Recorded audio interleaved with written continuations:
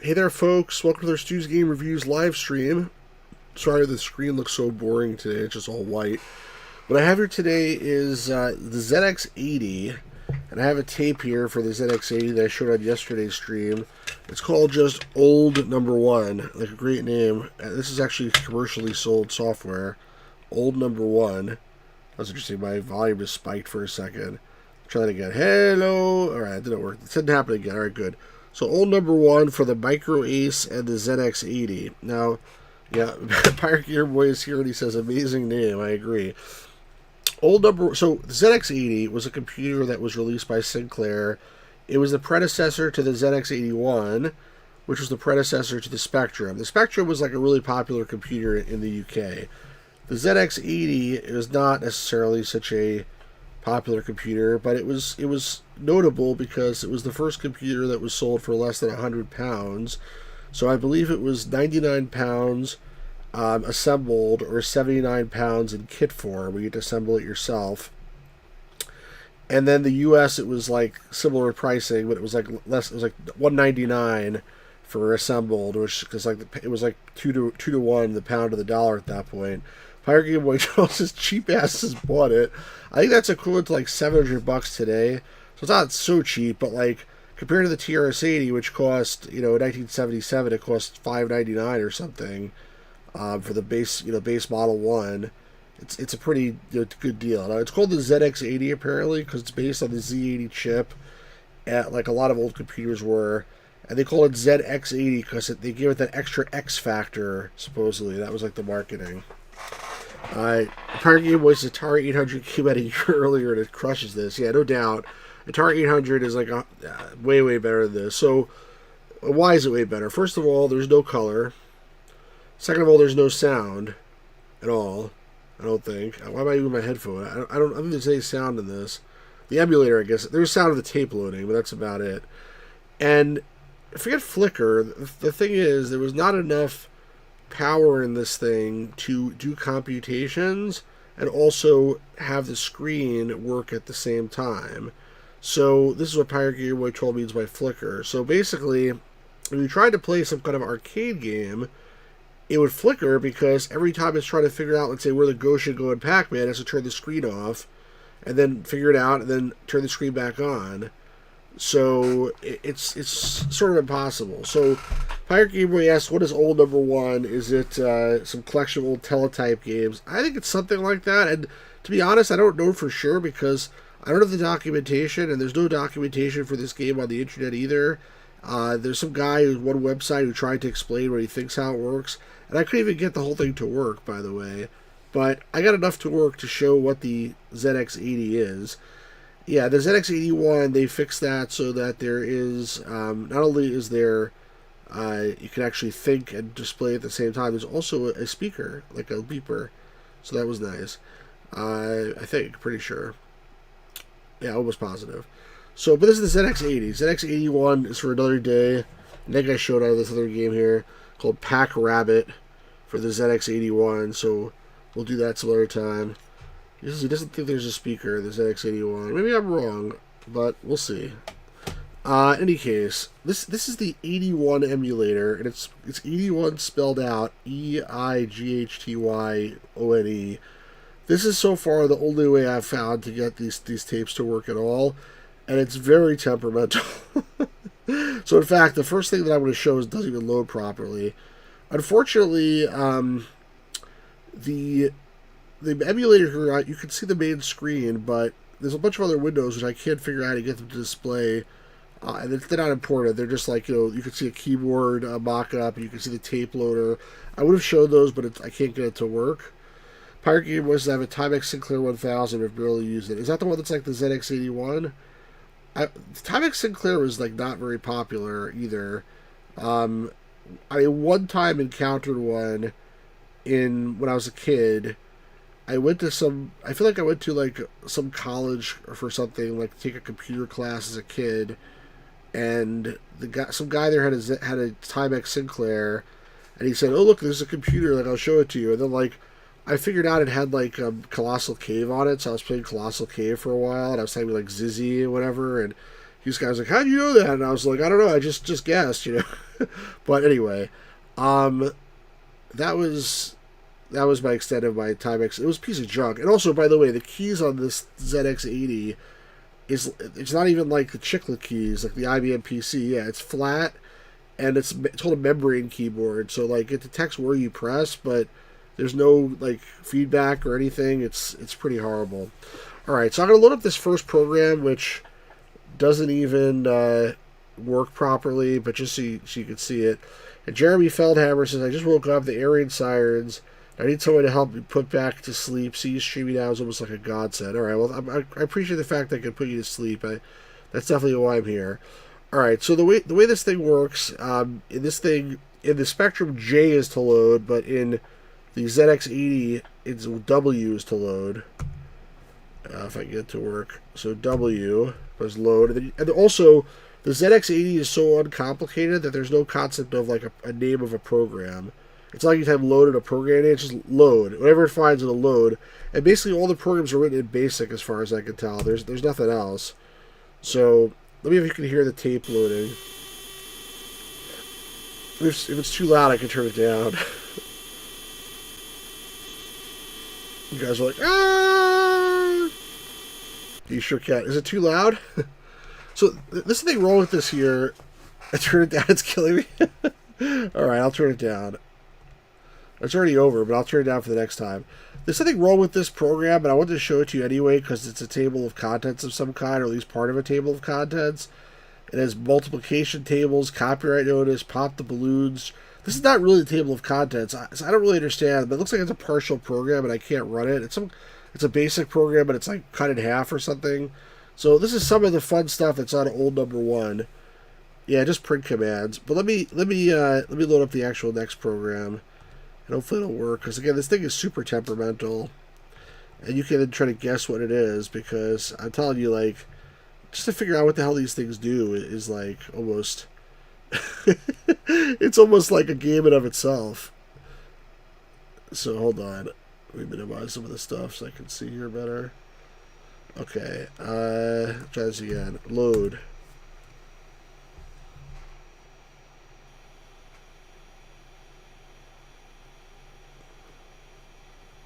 How's that? Is that better? And the screen has to go off while it's loading, too, because it can't do anything while it's loading. I hooked up my TS1000 audio out on my laptop. I got to load a game where you bet on snails. Okay, so you see it loaded some kind of basic program. And now I press R to run it. Hit enter. And it says, message? And then I can type in something. And it's all these little things like L. I don't know what the hell it stands for. Like there's all these weird syntax things. But so I tried to do this. I was like, okay, Stu's game reviews. Look how like every time you even type something, it flickers. It's like crazy. All right, enter. So now it's like thinking for a while. Thinking it's doing something. And look what it does. Like freaking nothing. It puts 4 dots on the screen. So I was like, this program doesn't work. Like that's all it does. Like it's broken apparently, right? It doesn't do anything. But little did I know that I was wrong. And actually, after I fiddle with it for another like half an hour, I figured out you're supposed to press enter. And then it does thinking some more. And then guess what happens? Oh my god, an S. Probably see where this is going.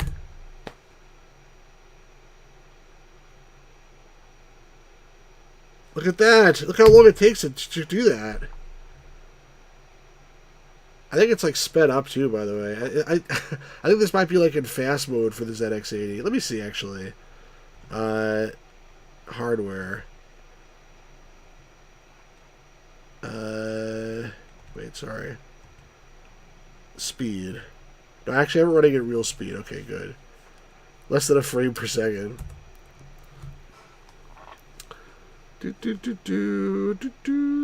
Stews.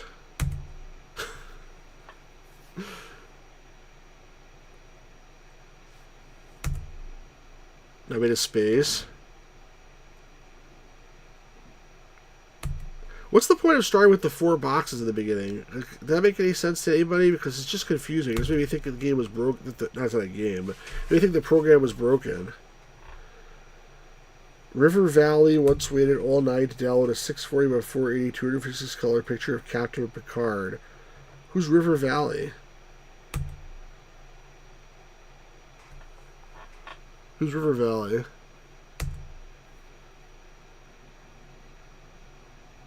So is that something on a TV show? Oh, remember when? Oh, okay. Yeah, I don't think I waited all night to download a picture of Captain Picard, but I did download a lot of pictures of Captain Picard from BBS's and CompuServe and stuff like that. And then I spent felt like all night printing it. It was like forever to print. Printed out a picture of Captain Picard. All right, it's almost done here.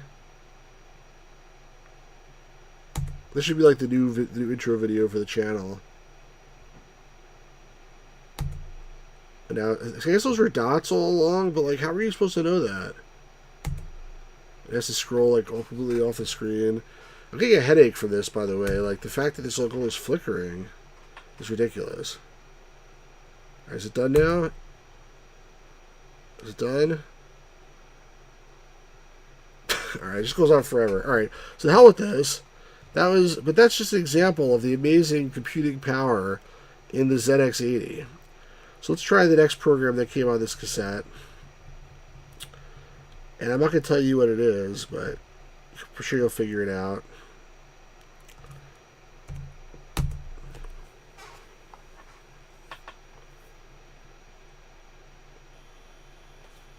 That wonderful sound.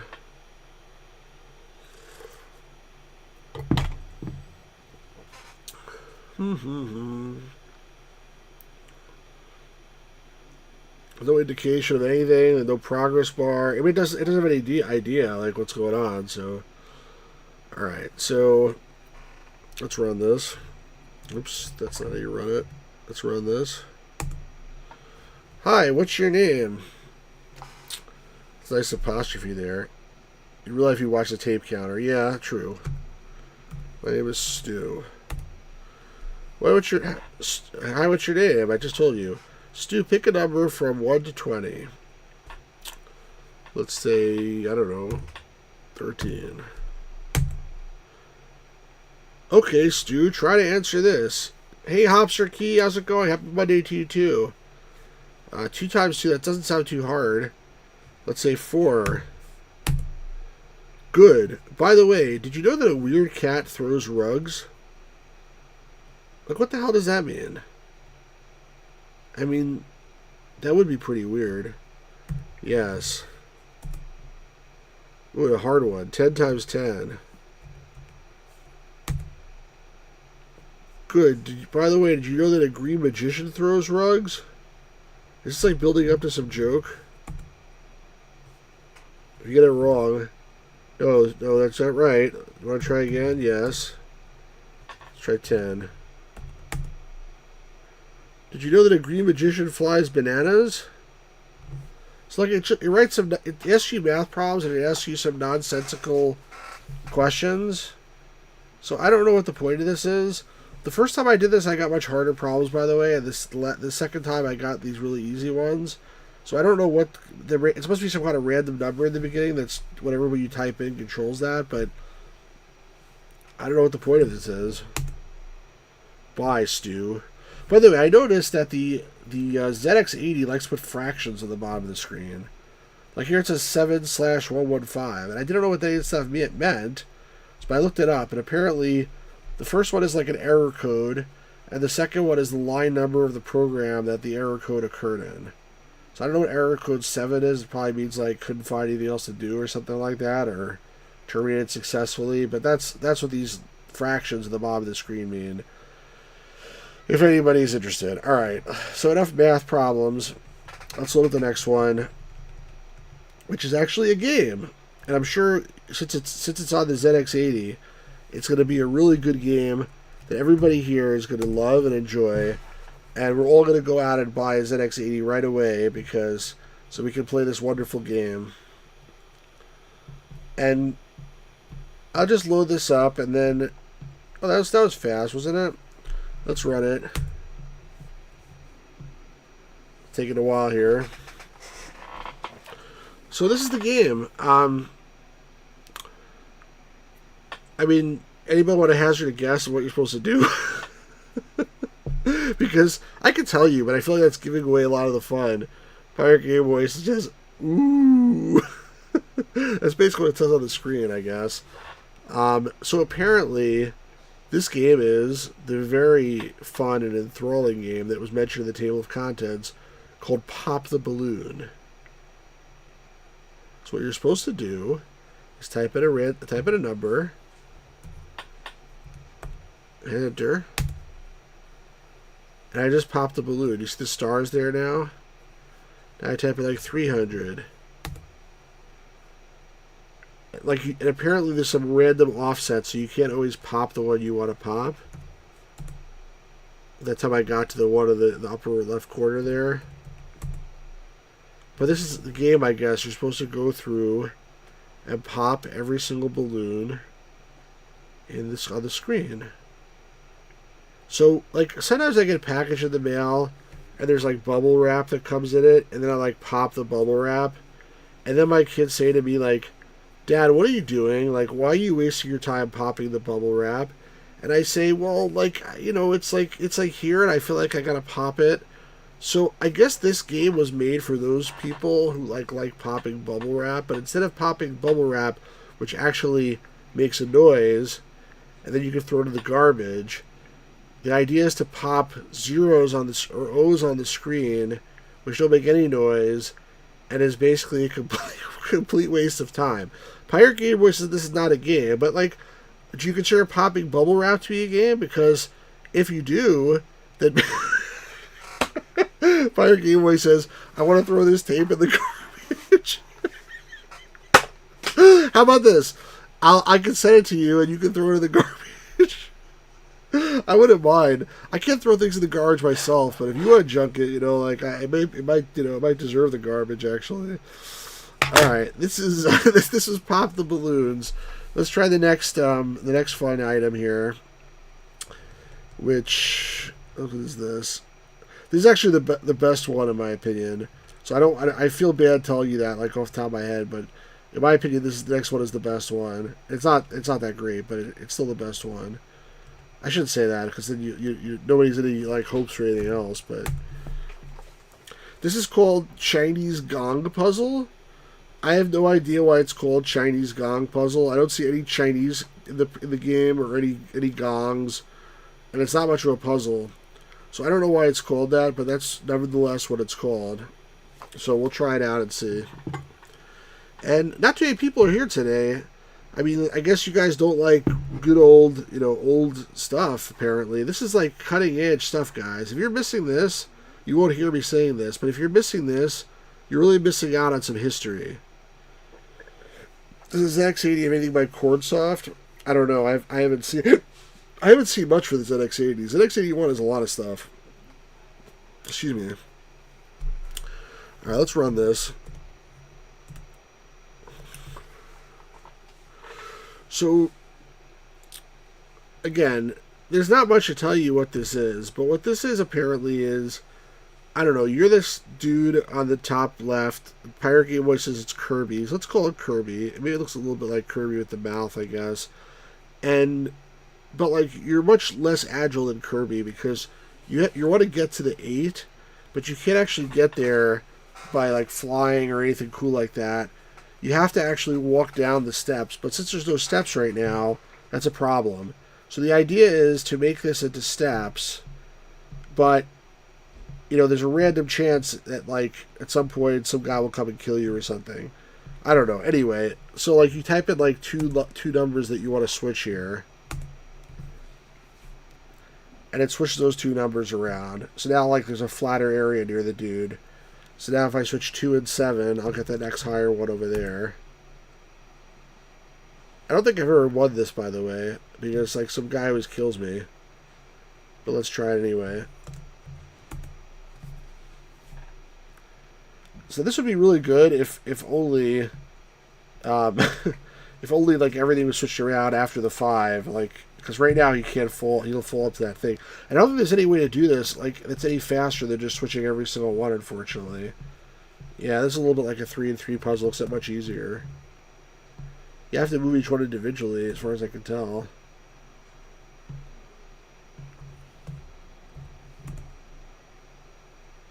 Oh, I'm actually going to survive. Holy cow. Wow, I did it. Done in 6 hours. Every other time I did this, I died. You don't even get to see him walk down the steps or anything. Let me, I hit enter. Alright, let's do this again, just so you can see what happens when you blow it. I'm sure it's going to happen next time.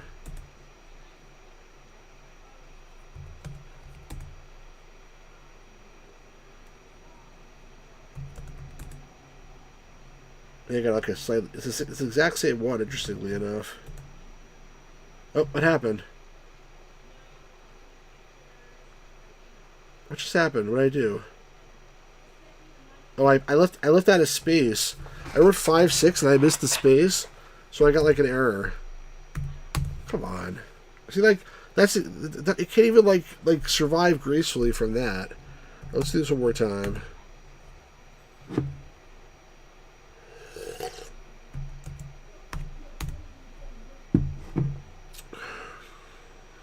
Just so you can see how I die. Come on.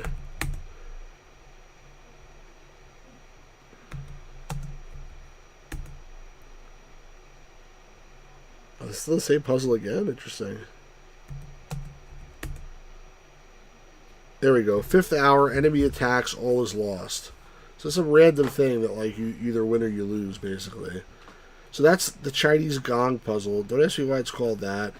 And again, it's probably the best game on this thing.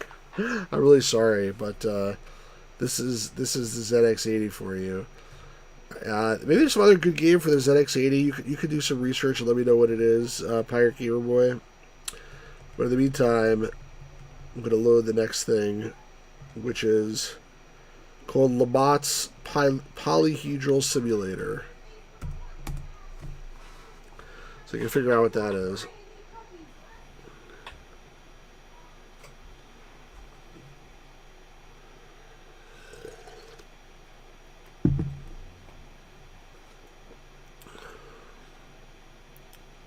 It's going to be very realistic, yeah, for sure. Alright, how many dice to throw? 1 to 4. What do you say, Pirate Game Boy? How many dice do you want to throw? Or anybody else who's here can also answer. How many sides per die? 1 to 999. Quad dice, does that mean 4? 999, okay. Lamott's Polyhedral Simulator, now throwing 4 999 sided dice. And there's your dice roll there. So you can now plug this into your game of Dungeons and Dragons. Get another roll. Get another roll. Isn't that amazing? Like, you can use this now instead of real dice. You can pay $200. Yeah, imagine actual 999 sided dice. It's too bad they don't actually try to display it on the screen. It's just like sort of, pretend, that it's like, it's virtual, so it doesn't have to be real, I guess. So that is sort of useful, I guess, for something, but not for very much. All right, next item up for bids. What do we got here? Oh, so the next thing here doesn't work. There's something called Computer Advice 2 cents, and I couldn't get it to work. I'll show you why. There's something, I don't know if it's thing with this emulator or what the deal is, but like I don't see how it could possibly work. But I'll show you guys anyway, just quickly. It obviously works at a real ZX80, but for some reason it doesn't work on the emulator. There must be something about the real machine that like is tolerant for this, what it's trying to do here. Or maybe some setting on the emulator, but I could not figure it out. So the root cause of this, what is this emulator? I said before it's called 81. Spelled out EIGHTYONE. So the root cause of this problem here, type run, computer device, 2 cents. Hey, Miami Sunrise, how's it going? Were you here before? I thought no, you weren't here before. It was yesterday. So, yeah, this doesn't work. So you type in anything you want here, and then it just says 2 out of 100. So, like, again, I thought that was, like, why is it showing me a fraction on the screen? But I realize it's an error code. 2 is the error, and 100 is the line number. So if I do a list here, like 100 says let $Z equals $A, and 2 means it's using a variable that wasn't defined. So it's trying to assign to Z this A, and there's no A, so it basically says, I don't know what you want me to do here, dipshit. And it craps out. So I don't know how this could ever work, honestly. Maybe it just never was working to begin with. It's just a broken program, but anyway, I'm just showing it here for completeness and to sort of explain how this thing works. But we load the next one up, which is visually sort of impressive, but not much otherwise. Yeah, time flies when you're having fun, Miami Sunrise. Look at this. Look how short this program is. It's like the shortest thing ever. It's like literally 2 lines. So let's run it and see what it does.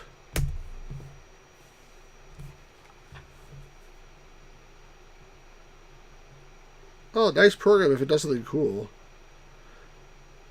And it made that cool little pattern. It's called pseudo maze.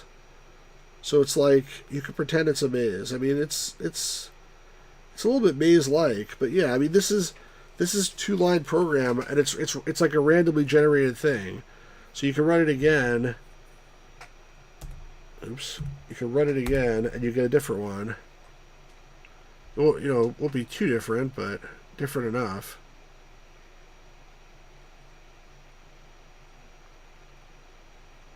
Actually, quite different. You could probably use this to make a carpet or something, like some kind of monochrome carpet or wallpaper. I don't know, but it's a cool, like, yeah, I agree. Like, if I bought this computer, this might be the program I would show people, because I would be like, look how cool the computer can make stuff on the screen, but it doesn't do anything else, unfortunately. So that is pseudo maze. And what else we got here? The next one is sort of stupid. Bot is loaded anyway. At least all these programs are short. They don't take very long to load. I mean, this thing, if you notice, it says this runs in 4K basic. Like, 4K is nothing. I mean, that's how the TRS-80, like, Model 1, the original model, had 4K also. You can do some interesting things in 4K, I guess, but it's very limited. So apparently all this is just some kind of calculator. So you can use your, I don't know, it seems like they must be able to do more than this, but like you can type in like 56. Where the hell is this? Is the oh, damn it. Where's the times thing on this keyboard?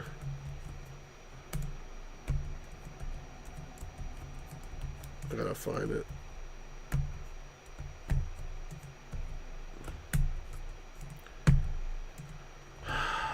It's not there. Wait, here's the oh, there. It's on top of the P. 56 times 57.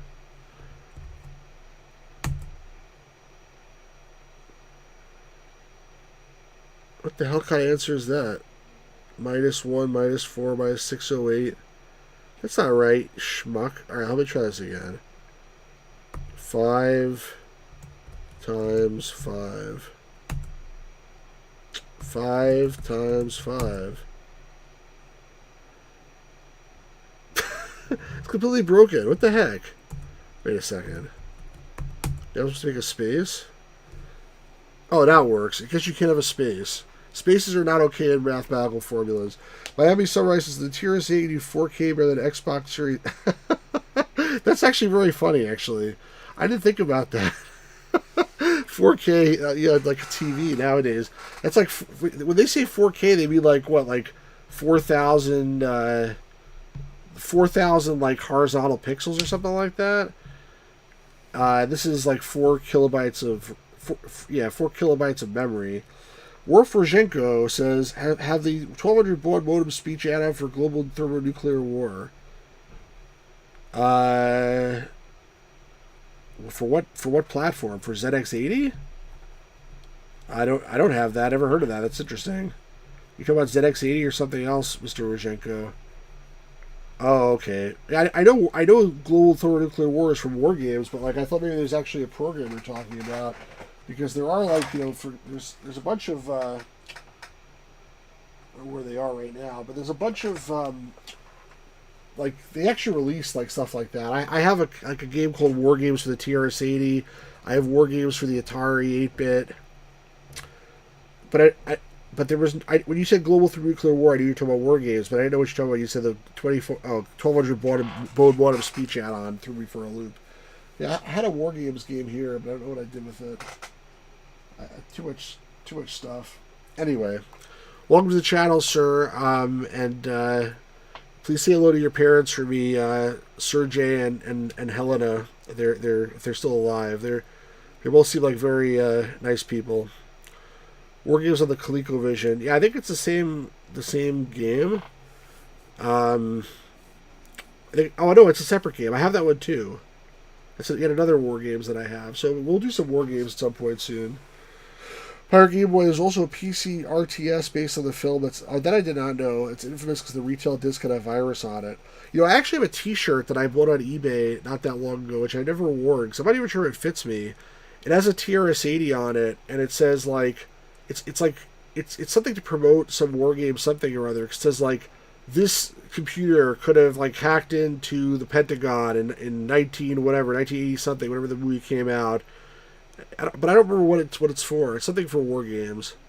Anyway, all right. So let's see if I can try it again. 56 times 57. 56 times 57.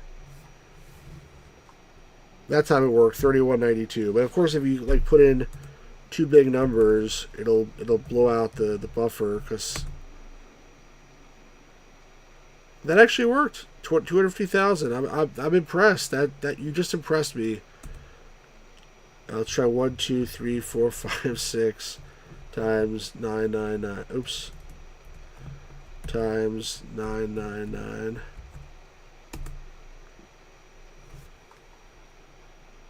Whoa, is that right? I guess that now I see why this program actually is so long to do multiplication, because it actually is able to do more than I'm sure that the thing could do by itself. Let me check. Actually, technically, that's actually pretty impressive for a 4K computer. Like my TRS-80 could not handle numbers above like 32,767. It's right, awesome. Yeah, Worf, we said before that the ZX80 could not actually display anything on the screen and also do any types of calculations at the same time. So it always had to go to a black screen when it was doing any type of calculating. Alright, I think I got one more here. And let's pull this up. There's only two more things on this tape. There's the next thing I'm going to load, and then there is like some kind of text editor that I couldn't get to work, which is not interesting anyway. Who cares about a text editor?